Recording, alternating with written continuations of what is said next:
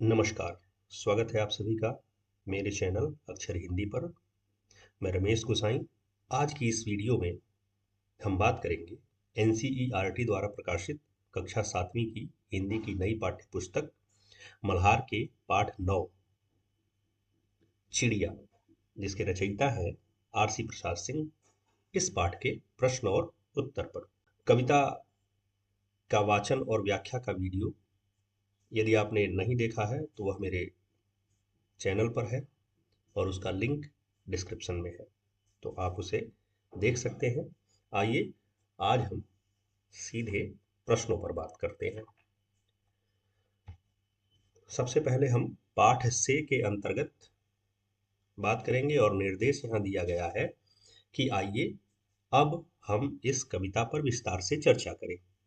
आगे दी गई गतिविधियां इस कार्य में आपकी सहायता करेंगी। सबसे पहला विभाग है मेरी समझ से, और इसमें निर्देश दिया गया है कि नीचे दिए गए प्रश्नों का सटीक उत्तर कौन सा है, यानी चुनाव करना है और उनके सामने तारा बनाना है। प्रश्न है, कविता के आधार पर बताइए कि इनमें से कौन सा गुण पक्षियों के जीवन में नहीं पाया जाता है। विकल्प है प्रेम प्रीति, दूसरा विकल्प है मिलजुल कर रहना, तीसरा विकल्प है लोभ और पाप, और चौथा विकल्प है निर्भय विचरण। तो यदि आपने कविता पढ़ी है तो आप जानते हैं कि पक्षी आपस में प्रेम प्रीति से और मिलजुल करके रहते हैं तथा पूरे आसमान में निर्भय विचरण करते हैं। वे लोभ और पाप से दूर रहने को कहते हैं। तो यही एक ऐसा गुण है जो पक्षियों के जीवन में नहीं है। अतः हम उत्तर के रूप में लोभ और पाप का चुनाव करेंगे और इसी के सामने तारा बनाएंगे। आइए अगले प्रश्न पर चलते हैं। दूसरा प्रश्न है, सब मिलजुल कर रहते हैं वे, सब मिलजुल कर खाते हैं। कविता की यह पंक्ति किन भावों की ओर संकेत करती है, अर्थात इस पंक्ति का क्या भाव है, इससे क्या अर्थ निकलता है। विकल्प है असमानता और विभाजन, यह नहीं है। प्रतिस्पर्धा और संघर्ष, यह भी नहीं है। समानता और एकता, हाँ यह भाव निकलता है। और चौथा है स्वार्थ और ईर्ष्या, यह भी भाव नहीं है। अतः हमें अपना जो सही उत्तर है वह विकल्प 3 के रूप में दिखाई पड़ता है, जो है समानता और एकता।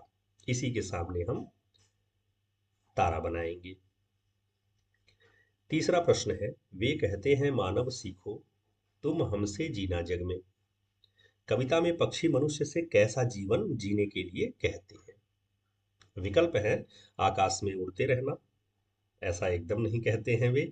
बंधन में रहना, हाँ वे बंधन से मुक्त होने को कहते हैं, बंधन में रहने को नहीं कहते। स्वच्छंद रहना, ये उत्तर सही है, क्योंकि पक्षी चाहते हैं कि मनुष्य भी पक्षियों की तरह स्वच्छंद रहे। और संचय करना, नहीं यह भी नहीं। पक्षी जितनी आवश्यकता होती है सिर्फ उतना लेते हैं, संचय नहीं करते। इसलिए हमारे पास सही विकल्प के रूप में केवल स्वच्छंद रहना विकल्प दिखाई पड़ता है। तो हम इसी तीसरे विकल्प के सामने तारा बनाएंगे। आइए अब आगे चलते हैं और इसी मेरी समझ से विभाग से दूसरा प्रश्न देखते हैं, जिसमें लिखा गया है कि अब अपने मित्रों के साथ मिलकर चर्चा कीजिए और कारण बताइए कि आपने ये उत्तर ही क्यों चुने। तो अभी जो हमने तीनों विकल्पों में 3 उत्तर चुने हैं, हमें उनका कारण बताना है। तो क्रमशः हम कारण की बात करते हैं। पहले में हम लिखेंगे कि कविता में बताया गया है कि पक्षी प्रेम पूर्वक आपस में मिलजुल कर रहते हैं, वे लोभ और मोह से दूर रहते हैं। इसी कारण मैंने इस विकल्प लोभ और मोह से दूर रहने को चुना। दूसरे प्रश्न के उत्तर में कारण बताते हुए हम लिखेंगे कि सब मिलजुल कर रहते हैं वे सब मिलजुल कर खाते हैं। इसका अर्थ होता है समानता और एकता का भाव। इसी कारण मैंने इस विकल्प का चयन किया है। और तीसरे का कारण हम लिखेंगे कि दी गई पंक्ति में पक्षी मनुष्य को स्वच्छंद जीवन जीने के लिए प्रेरित करते हैं, इसीलिए मैंने स्वच्छंद रहना विकल्प का चयन किया है। आइए अब आगे बढ़ते हैं और अगला विभाग है मिलकर करें मिलान। निर्देश दिया गया है कि कविता से चुनकर कुछ संदर्भ नीचे दिए गए हैं, अपने समूह में इन पर बातचीत कीजिए और इनके सही भावों से मिलाइए। इसके लिए आप शब्दकोश, इंटरनेट, परिजनों और शिक्षकों की सहायता ले सकते हैं। तो यहाँ संदर्भ दिया है और उसका क्या भाव निकलता है वह दिया गया है, जिसमें चिड़िया की बोली से क्या भाव निकलेगा, सोने की कड़ियां से क्या भाव निकलेगा, निर्भय विचरण से क्या अर्थ निकलता है, मुक्ति मंत्र किसे कहते हैं और दिन भर काम का क्या अर्थ होगा। दूसरी तरफ भाव दिए गए हैं, तो आइए देखते हैं इसका मिलान किस प्रकार होगा। मैंने इसे एक दूसरे के सामने लिख दिया है जो उसका मिलान है। ठीक है, तो संदर्भ चिड़िया की बोली का मिलान होता है पांचवें भाव से, जो प्रेम और स्वतंत्रता का संदेश देती है। सोने की कड़ियां का भाव है बंधन और लालच। निर्भय विचरण का भाव है स्वतंत्रता और निर्बाध जीवन। मुक्ति मंत्र का भाव होगा बंधन से मुक्ति, और दिन भर काम का अर्थ होगा श्रम और संतोष। तो आप चाहे तो ऐसे सामने लिखकर इसका मिलान कर लें, अन्यथा जैसा है आप पुस्तक में वैसे ही लाइन खींचकर मिलान कर सकते हैं। आइए आगे बढ़ते हैं। अगला विभाग है पंक्तियों पर चर्चा। निर्देश दिया गया है कि कविता में से चुनकर कुछ पंक्तियां नीचे दी गई हैं, इन्हें ध्यान से पढ़िए और इन पर विचार कीजिए। आपको इनका क्या अर्थ समझ में आया, अपने विचार अपने कक्षा समूह में साझा कीजिए और लिखिए। पंक्ति क्या है कि चिड़िया बैठी प्रेम प्रीति की रीति हमें सिखलाती है। तो हम इसका जो भाव हमें समझ में आता है वह लिखना है, तो हम लिखेंगे कि इस पंक्ति में कहा गया है कि चिड़िया हम मनुष्यों को प्रेम प्रीति और मिलजुल कर रहने का तरीका बताती है। वह मनुष्य को वैर और द्वेष की भावना छोड़ने की प्रेरणा देती है। अगली पंक्ति है, उनके मन में लोभ नहीं है, पाप नहीं, परवाह नहीं। इस पंक्ति का क्या अर्थ होगा, तो हम इसका अर्थ या भाव बताएंगे कि इस पंक्ति में कहा गया है कि पक्षियों के मन में किसी प्रकार का लोभ अर्थात लालच नहीं है, और न ही उनके मन में किसी प्रकार की परवाह या चिंता है। अगली पंक्ति है, सीमाहीन गगन में उड़ते निर्भय विचरण करते हैं। इस पंक्ति में कहा गया है कि पक्षी स्वतंत्र होते हैं और मुक्त होकर इस सीमाहीन आसमान अर्थात अनंत आकाश में बिना किसी भय के उड़ते हैं। अगला विभाग है सोच विचार के लिए।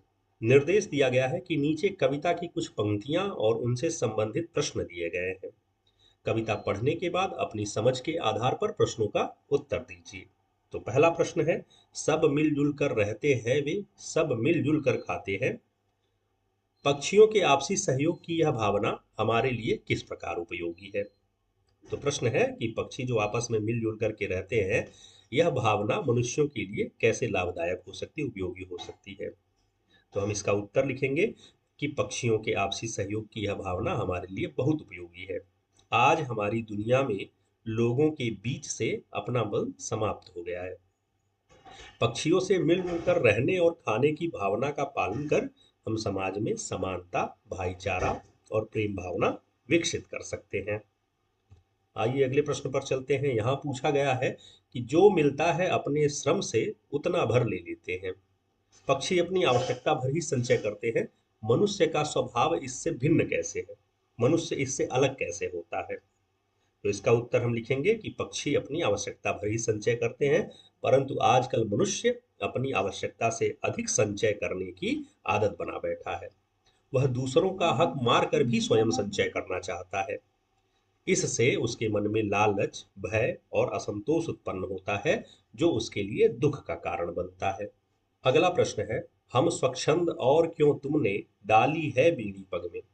पक्षी को स्वच्छंद और मनुष्य को बेड़ियों में क्यों बताया गया है। इसका उत्तर हम लिखेंगे कि पक्षी को स्वच्छंद और मनुष्य को बेड़ियों में बंधा इसलिए बताया गया है क्योंकि मनुष्य अपनी इच्छाओं, स्वार्थ आदि की सीमाओं में बंधा हुआ है, जबकि पक्षी इन सभी दुर्भावनाओं से मुक्त होते हैं।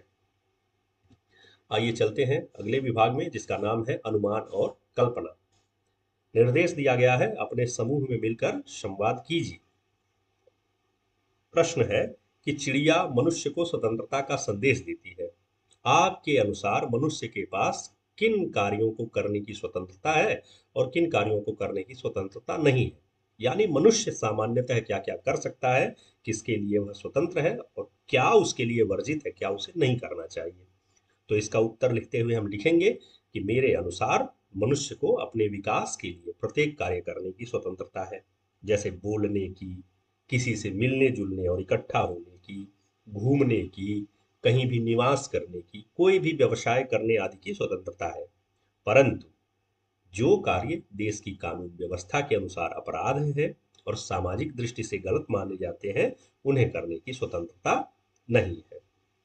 चलिए अगले प्रश्न पर चलते हैं। और प्रश्न है, चिड़िया और मनुष्य का जीवन एक दूसरे से भिन्न कैसे है? यानी मनुष्य का जीवन और चिड़िया का जीवन एक दूसरे से अलग कैसे होता है? तो इसका उत्तर लिखेंगे कि चिड़िया और मनुष्य का जीवन एक दूसरे से अनेक प्रकार से भिन्न है। जैसे चिड़िया स्वतंत्रता पूर्वक कहीं भी आ जा सकती है, उसकी आवश्यकताएं सीमित हैं, वह संग्रह नहीं करती है और उसका जीवन बिना लालच और द्वेष के होता है। किंतु मनुष्य ऐसा नहीं कर सकता। वह समाज के नियमों और जिम्मेदारियों में बंधा हुआ है। वह सदा भविष्य की चिंता में पड़ा रहता है। उसका जीवन लालच, ईर्ष्या, द्वेष आदि से घिरा हुआ है। आइए अगला प्रश्न देखते हैं। चिड़िया कहीं भी अपना घर बना सकती है। यदि आपके पास चिड़िया जैसी सुविधा हो तो आप अपना घर कहाँ बनाना चाहेंगे और क्यों? बहुत आसान सा प्रश्न है। आप इसका उत्तर अपने मन से भी दे सकते हैं। मैंने भी इसके दो उत्तर लिखे हुए हैं। पहला उत्तर हम लिख सकते हैं कि यदि हमें चिड़ियों की तरह कहीं भी घर बनाने का मौका मिले तो मैं अपने जन्म स्थान यानी जहाँ पैदा हुआ था वहां अपना घर बनाना चाहूंगा। ऐसा इसलिए क्योंकि कहा गया है कि जन्मभूमि स्वर्ग से भी अच्छी होती है। हम सभी का मन अपनी जन्मभूमि से अपनी माँ जैसा जुड़ा हुआ है। या इसका उत्तर हम और अलग तरह से लिखना चाहें तो हम लिख सकते हैं कि यदि हमें चिड़ियों की तरह कहीं भी घर बनाने का मौका मिले तो मैं प्रकृति के बीच स्वच्छ वातावरण में अपना घर बनाना चाहूंगा, जहां पहाड़ों के हरे भरे पौधे, झरने आदि हो। आप अपने मन से कुछ और उत्तर लिखना चाहते हैं तो वो भी लिख दीजिए। आइए अगले प्रश्न पर चलते हैं। प्रश्न है, यदि आप चिड़िया की भाषा समझ सकते तो आप चिड़िया से क्या बात करते? तो इसका उत्तर बहुत ही कल्पनाशील है, बहुत ही आसान है। आप जो चाहें लिख सकते हैं इसके उत्तर में कि आपको क्या क्या चिड़ियों से पूछना है। मुझे यदि उत्तर लिखना होता तो मैं लिखता कि यदि मैं चिड़ियों की भाषा समझ सकता तो मैं उनसे बहुत सी बातें करता। जैसे उन्होंने कहाँ कहाँ की यात्रा की है, उन्हें आसमान में उड़ना क्यों पसंद है, उन्हें पेड़ पर रहना कैसा लगता है आदि। उनसे मैं दुनिया भर के लोगों की कहानियां सुनता और चिड़ियों के बारे में भी बहुत सी जानकारी पूछता। अगला विभाग है कविता की रचना। पंक्ति देखिए, सब मिलजुल कर रहते हैं वे, सब मिलजुल कर खाते हैं। यहाँ पर रेखांकित शब्द मिलजुल कर है। तो निर्देश दिया गया है कि रेखांकित शब्दों पर ध्यान दीजिए। ये शब्द लिखने बोलने में एक जैसे हों। इस तरह की शैली प्रायः कविता में आती है। अब आप सब मिलजुल कर नीचे दी गई कविता को आगे बढ़ाइए। तो दो पंक्ति दी गई है, सब मिलजुल कर हंसते हैं वे, सब मिलजुल कर गाते हैं। आगे दो पंक्ति आप ऐसे ही और बढ़ाकर लिख दीजिए, जीवन मिलकर जीते हैं, सुख दुख मिलकर सहते हैं। ठीक है। तो मिलकर मिलकर शब्द आया हुआ है, यहाँ पर भी ये शब्द रिपीट हो रहे हैं। तो आप इस तरह कविता आगे बढ़ा सकते हैं। आप चाहे तो और भी दो चार पंक्तियां लिख सकते हैं।